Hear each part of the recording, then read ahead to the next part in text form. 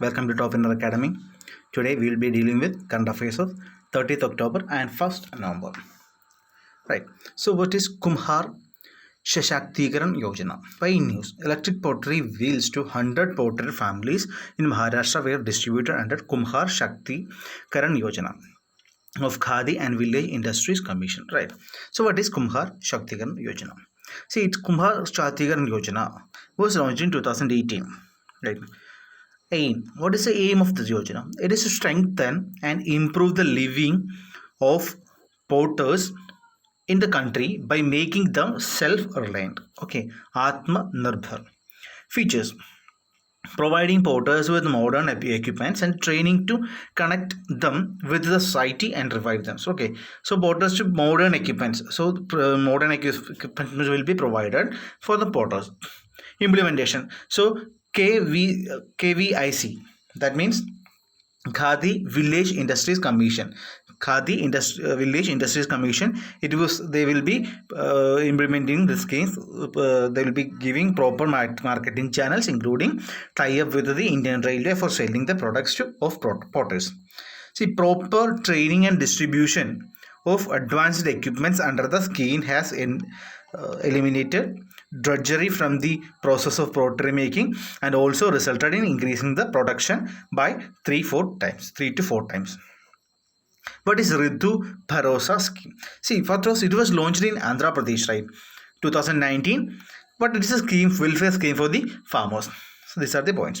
See, it is aimed for providing financial assistance to the farmers.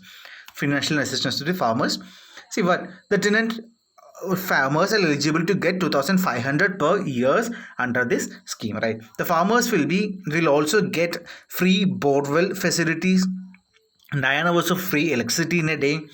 Cold storage units will also be established across the states, and a road tax for tractors belonging to the farmer will no longer be continued under the scheme. Okay, there won't be any road tax for the farmers for the tractors. Life insurance cover will also be provided to dependents of farmers, which may be amount to 5 lakhs. Also, the premium will be paid by the government. So, okay, life insurance premium will be provided by the premium will be paid by the government. Up to 5 lakhs insurance coverage will be given. So, milk dairies will be reopened, and many pending irrigational projects will be completed.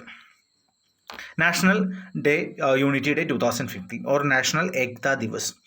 See, every year National Unity Day, it is celebrated on 31st October. It is to commemorate the birth anniversary of Sardar Vallabhbhai Patel.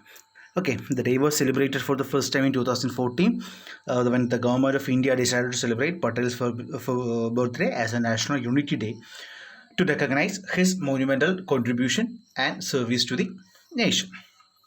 Next one, ASER Survey 2020. See, annual State of Education Report, ASER Survey, has been released. See, as per the survey, 5.5% of the rural children, they are not currently enrolled for the 2020 school year, up from 4% in 2018. 2018 only it was 4%, right? So it was increase in decrease in enrollment of the children, right? It's now 5.5%. They are not currently because of the pandemic. Among enrolled children, 61.8% live in the families that own at least one smartphone, which was merely 36.5% in 2018. Overall, more than 80% of the children said they had textbooks for their current grade. Most children, 70.2%, did some form of a learning activity through material shared by the tutors or family members themselves, with or without regular input. Okay, then ISRO to launch Earth Observation Satellite EOS 0.01. In news, India would launch its latest Earth Observation Satellite EOS 01 and 9 international customer spacecraft on board its PSLV C-49. Okay, see, application in agriculture. Its application, it is in agriculture, there is in forestry and disaster management support. Right. This is the first launched by the Indian Space Research Organization since COVID-19. Induced lockdown came into force March. Okay, after March, it is the first launch. So this will be the 51st mission of the ISRO workhorse and Polar satellite launch vehicle. And Earth observation satellites are the satellite equipped with the remote sensing technology. Earth observation is the gathering of information about Earth's physical, chemical, and biological systems. Next, India and Central Asian dialogue. In India, why news? India, there is virtually hosted the second meeting of India Central Asia dialogue. Right. All the nations strongly condemned. So what is the result? All the nations, what is the result of this? See, all the nations strongly condemned terrorism and reaffirmed their determination to combat it by destroying terrorist safe havens, networks and infrastructure funding channels. Okay, so all the nations condemned terrorism and its funding. Next is all countries called the settlement or called for the settlement of Afghan conflict on the basis of Afghan-led, Afghan-owned and Afghan-controlled peace process. And they appreciated India's effort to modernize the infrastructure of the Chabahar port in Iran. Okay, it's very important, Chabahar port in Iran, which could become an important link in trade and transport communications between the market of Central and South Asia. An additional $1 billion line of credit by India for the Central Asian countries. It is expected that the money will be spent on the infrastructure and connectivity projects. Right, grant financing for the high impact community development projects in the country. Then Dr. Tulsidas Chuk Award. Okay, so then it was got by CSIR CDRI scientist Dr. Satish Mishra. Okay, given by National Academy of Medical Sciences in recognition of his research work by malaria parasites life cycle. Okay, his work was on life cycle of malaria parasite. Right.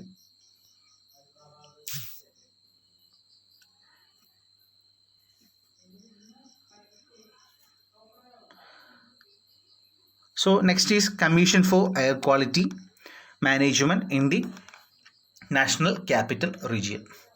See, the President of India has signed the Commission for Air Quality Management in National Capital Region and Adjoining Areas Ordinance. Okay, it's an ordinance 2020. It was the President ascended President signed it. See, what is the ordinance? This ordinance sets up a statutory authority, the Commission for Air Quality Management in National Capital Region and Adjoining Areas. Okay, so it's a statutory authority. Next, through the ordinance, the center has also dissolved Environmental Pollution Prevention Control Authority EPCA for the NCR. Okay, so Environmental Pollution Control Authority EPCA for the NCR, it is no more existing right now. The monitoring of the management of air quality in the Delhi region has been done by the multiple body including. So it was done by multiple bodies such as Central Pollution Control Board was there, the State Pollution Control Boards of the state government such as in that region such as Delhi, Haryana, Uttar Pradesh, Rajasthan and EPCA. These were the governing bodies. Okay, so it controlled the air quality of the Delhi region. But now it was completely, the ordinance replaced all these bodies, right? All these bodies now consolidated into a single body. Okay, it is for what? Comprehensive, efficient and time-bound manner, right? So this body will be working in a comprehensive, efficient and time-bound manner. Then composition of the body. The composition will be headed by the commission will be headed by a full-time chairperson who has been a secretary to the government of India or chief secretary to the state government. Okay, either secretary to the government of India or chief secretary to the state government. The chairperson will hold the post for the 3 years or until she or he attain age of 70 years. Okay, Okay, chairperson, he will be holding the post for 3 years until he or she attains the age of 20 years. It will have members from several ministries as well as representative from stakeholder states. It will have experts from Central Pollution Control Board, Indian Space Research Organization and civil societies. What are the powers? In matters of air pollution and air quality management, the Commission will supersede all existing bodies such as Central Pollution Control Board and even the state governments of Haryana, Punjab, Rajasthan and Uttar Pradesh. It will have the powers to issue direction to the state.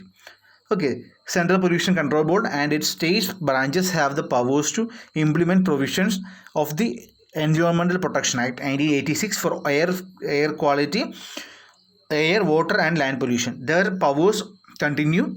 However, in case of dispute or a clash of jurisdiction, the Commission's writ will prevail specific to the matters concerning air pollution. Okay, so if any clash happens, this Commission will or Commission's writ will prevail. That's a law. Right, the Commission will also coordinate efforts of the state governments to curb air pollution and will lay down the parameters of air quality of the region. It will have powers to restrict the settings up of the industries in vulnerable areas and will be able to conduct site inspections of industrial units. If directions are contravened, the Commission will have the power to impose fine up to 1 crore and imprisonment of up to 5 years. Okay, so they have these rights. That means they can inspect. Okay, directions are contravened, the fine can be up to 1 crore or imprisonment up to 5 years. Then Shivalik Elephant Reserve. It is in Dehradun. Okay, see, why news? Dehradun's Jolly Grand Airport. The area proposed for the extension is a part of the Shivalik Elephant Reserve, right? So this Dehradun's Jolly Grand Airport is going to expand. Now area is near it in Shivalik Elephant Reserve and it falls within the 10-kilometer radius of Rajaji National Park. Children and social activities have tied protective strings around the trains marked to be cut, similar to the Chipko movement of the 1970s when villagers of Chamoli hugged trees to stop contractors from felling them. Okay, the expansion will threaten hundreds of species of fauna in Thano, that is near Rajaji National Park, and the elephant corridor nearby. The state also falls in the seismic zone 4 and 5, right, as per the earthquake zone map. And uprooting Thano will lead to soil erosion. Okay, that's the main issue. Okay, soil erosion and a fact that exacerbate 2013 Kedarnath floods. Okay, it killed a lot of people. Then SPELITY LYNGDOH LANGRIN. So why in news? Actually, she was a lady in Meghalaya. She passed away. Okay, she was in anti-uranium movement. Okay, she was in the front of the anti-uranium mining movement from Meghalaya. She was considered an icon of Meghalaya for turning down a multi-crore offer from the Uranium Corporation of India Limited, a public sector enterprises that wanted to mine her land. Right, that's why in news. She passed away at the age of 95. Then coral reefs. Why in news? Okay, see, why news? The National Institute of Oceanography that will carry out the translocation of 18 coral colonies from the coast of Mumbai for Mumbai Coastal Road Project. Okay, that's in news. Then what are coral reefs? That coral exhibits a characteristics of plants, but they are marine animals that are related to jellyfish and anemones. So they are made of genetically identical organism called polyps. So they are made of polyps, which are tiny, soft-bodied organisms. Okay, polyps, they are tiny, soft-bodied organisms. Their corals are genetically identical organism called polyps, which are tiny and soft-bodied organisms. Their base is hard and protective of limestone skeleton called calcicle. Okay, so they're made of a limestone silicon called calcicle, which forms a structure of the coral reef. Okay, see, the base, the limestone skeleton is made, which made the structure of the coral reefs. Then these polyps have microscopic algae called zooanthelae living within their tissues. The corals and algae have mutualistic or symbiotic relations, right? So corals have there and algae is there. Corals plus algae, it is in symbiotic relations. Okay, or mutualistic, we can say mutualistic relations, symbiotic relations. They feed each other. Okay, they are beneficial to each other. The coral provides zooanthelae with the compounds necessary for photosynthesis. In return, the zooanthelae supply the coral with organic products of photosynthesis like carbohydrates, which are utilized by the coral polyps for synthesis. Okay, what coral gives what? Coral gives zooanthelae for compounds for photosynthesis. Okay, so then zooanthelae gives what? Zooanthelae gives back carbohydrates at carbohydrate which is utilized by the coral polyps for synthesis of the calcium carbonate skeletons. Okay, zooanthelae are responsible for the unique and beautiful colors of corals. Okay, it can be asked. Colors is given by zooanthelae. Then there are two types of corals: stony or shallow water corals. They build reefs. Okay. Then soft corals and deep water corals that lives in dark cold water. Coral reefs. What are coral reefs? See, reefs begin when a polyp attaches itself to a rock on the sea floor, then divides on the buds and thousands of clones. These polyps calcicles connect to one another, creating a colony that acts as a single organism. Okay, as colony grow over hundreds of thousands of years, they join with other colonies and becomes reefs. Okay. Then coral bleaching, that's a word.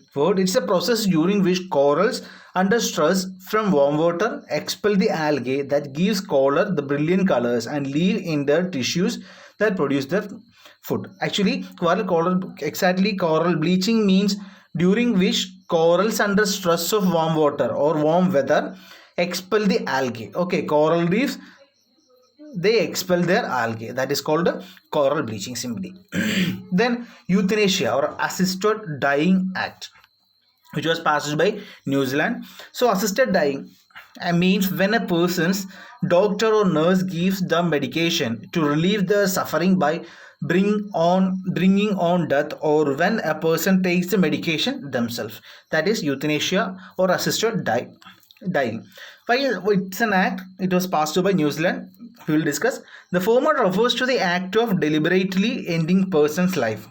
Okay, and the latter refers to assisting a person to kill themselves. Right. So that is euthanasia. Relieve suffering. As preliminary referendum results, majority of the voters in New Zealand have voted in favor of the End of Life of Choice Act 2009. That's why it is in news. Then SATH-E project. What is it? Why in news? Odisha government has identified around 88,000 schools in 15 districts which will be merged with other schools due to low enrollment. Okay, less than 20 students. So what is SATH project or SATH-E project? Sustainable Action for Transforming Human Capital. That's SATH. Okay, Sustainable Action for Transforming Human Capital. It focuses on two main sectors: education and health, and to build 3 role model state. Okay, SATH-E aspires to be the educational system with the student and a teacher at its center. In 2017, Odisha was among the 3 states along with Jharkhand and Madhya Pradesh to be selected by Niti Aayog for the project. Okay, then Inter-Parliamentary Union. IPU is a global inter-parliamentary institution, and it was established in 1889 and was the first permanent forum for political multilateral negotiations. And headquartered Geneva, Switzerland, and its initial objective was arbitration of conflicts. Okay, it played important role in setting up Permanent Court of Arbitration in the Hague. Okay, then why news? 206th session of the Governing Council of the Inter-Parliamentary Union will be held from 1st November to 4th November 2020. Okay, that's about this, right? So we'll be handling 31st and 2nd November the next day. Okay, thank you.